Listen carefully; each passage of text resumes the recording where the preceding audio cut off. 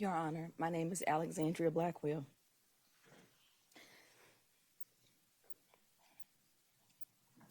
Your Honor, I have three amazing sons.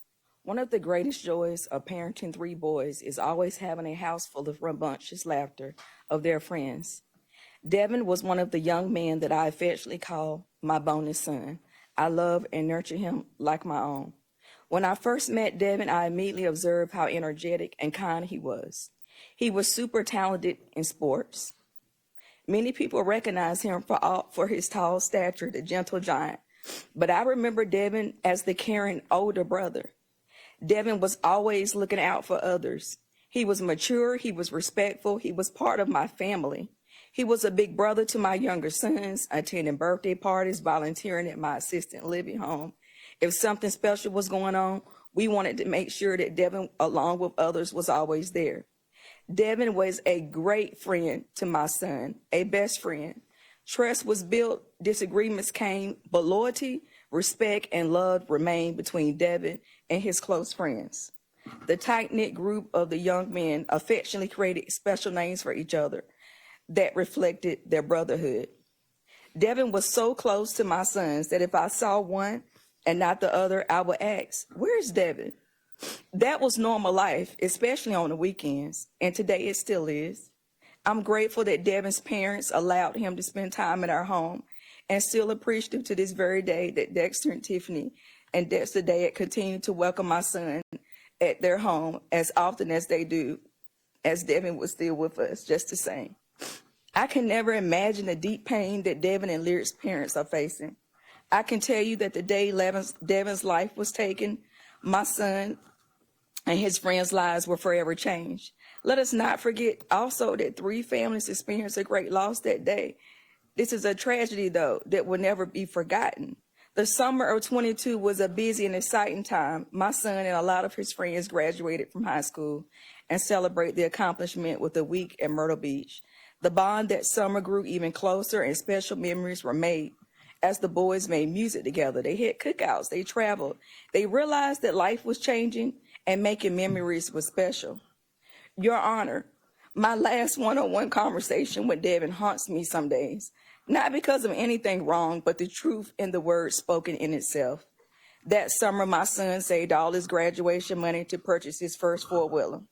Although we were reluctant to make such a big purchase, his choice, all the boys were excited, but especially Devin in particular. He encouraged my son. He helped my son.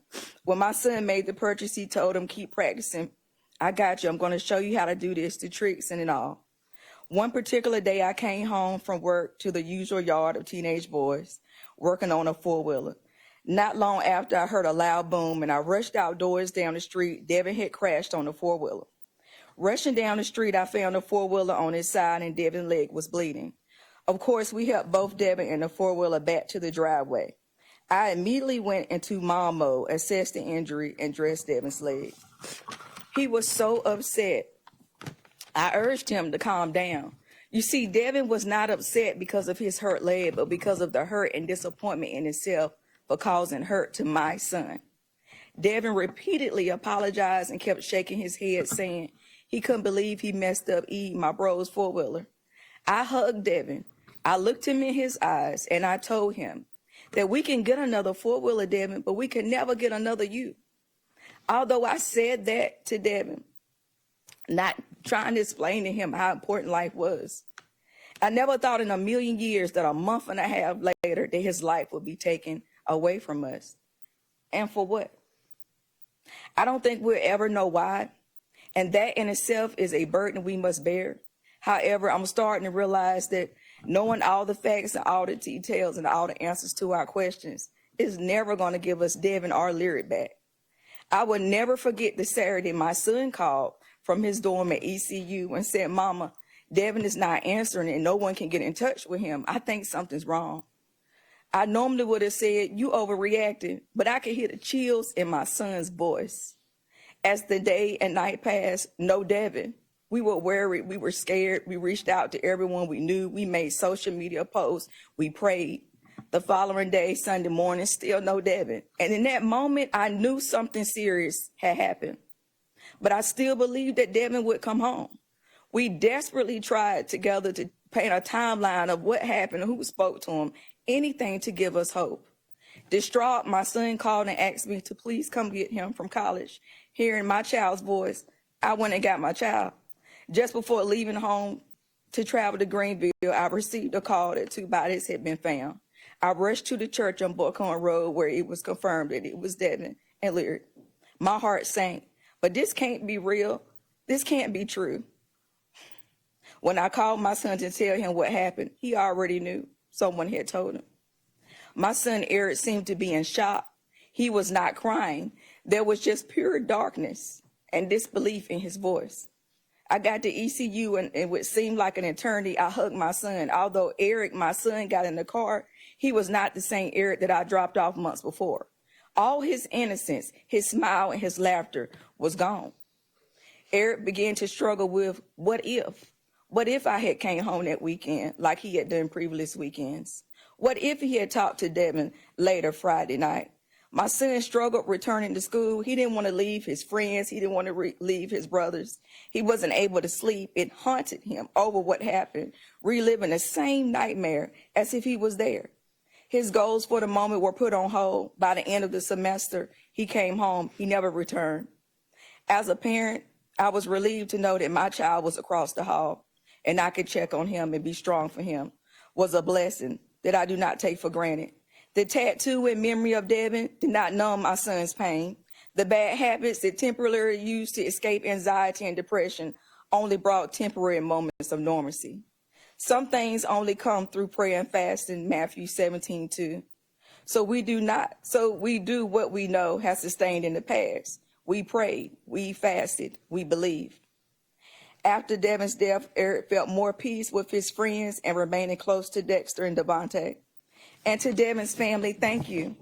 As you continue to go through your pain and healing, you have allowed my son to remain close to your family. The close relationship is healing for Eric's broken heart.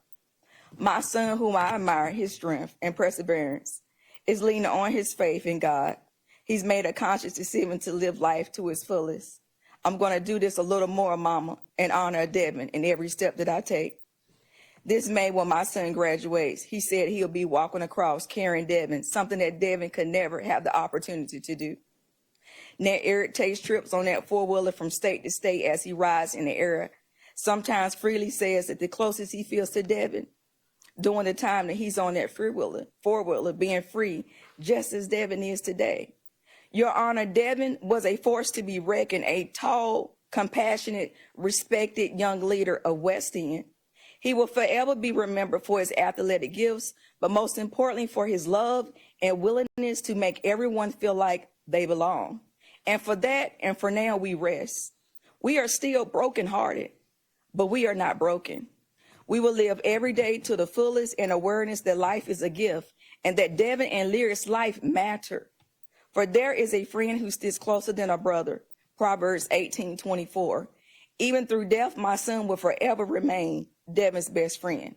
We will forever cherish Derek Clark, the D, determined, faith-driven young man, the E, the energetic spirit and encourager, B, vocal, vibrant personality, a volunteer to help the elderly, I, imaginative, impressive spirit, N, nurturing to his younger siblings and cousins, C, the compassionate, he will give you his last, L, the loyalty my son never had to wonder if Devin had his back, A, admired for his talents, his football, basketball skills, and he was a lyrical genius. K, he was kind, knowledgeable of the things he enjoyed, and forever resting with the Almighty King. That is the way that we will forever remember and honor Devin Clark. Thank you, Your Honor. Thank you.